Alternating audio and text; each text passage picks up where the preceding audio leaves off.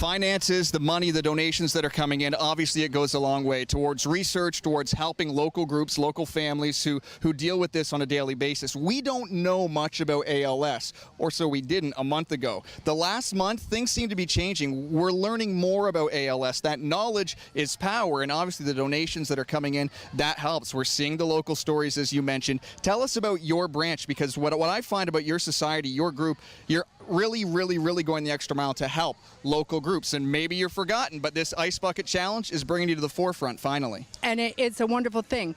And just so that people know, any of the funds that we raise here today or that we raise in our area remains in our area, which is Windsor, Essex, Chatham, Kent, and nobody is paid, so we're all volunteers. So all this money either goes to help the patients through equipment or ramps or porch lifts, or it goes to research, which is down the road to London. Now, do you have numbers with the local families, individuals afflicted with ALS? Because it's a small number, but I think that's why we don't realize exactly what this is. Well, I can tell you that the area that we cover, which is Windsor, Essex, Chatham, Kent, we're covering 31 families that we know of.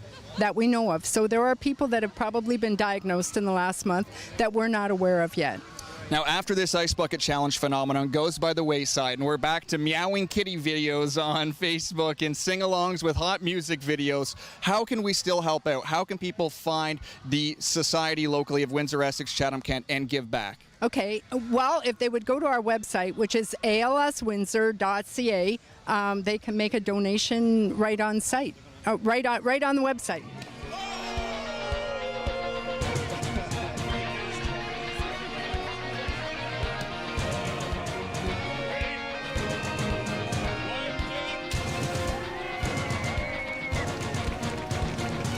Tell us about your challenges you put forward.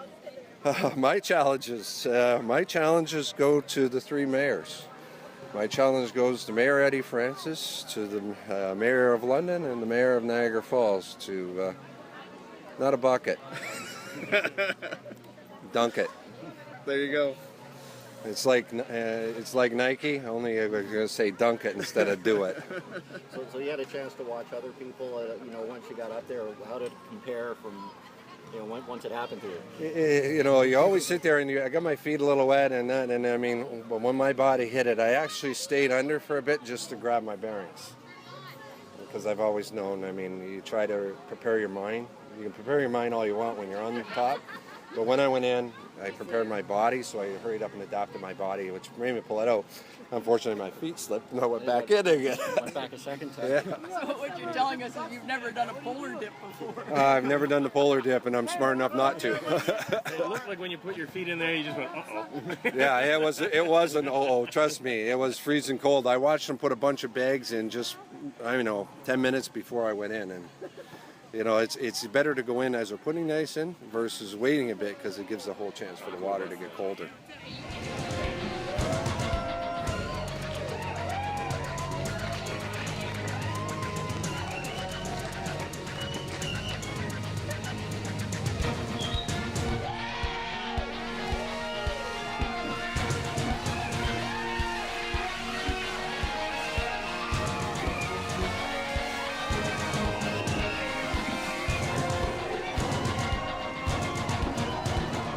The ALS versus Chatham Kent Ice Bucket Challenge is complete with some of our organizers, Tyler, Danny, and Trevor. Safe to say this was a big success today. Oh yeah, it worked out perfectly. We didn't even have to go over too much run through with the crowd. They nailed it, really. $750 in total raised just for the mayor in the dunk tank today. That's just for one dunk, literally pretty incredible. Safe to say you guys are overwhelmed with the success and support today? Absolutely. Yeah, absolutely. Very much so. It was a little nerve-wracking, but it all came together, actually, and everyone had fun, so you can't really complain about that. Not too bad for a couple of scallywags. Now it's up to Niagara, Windsor, and London. Absolutely.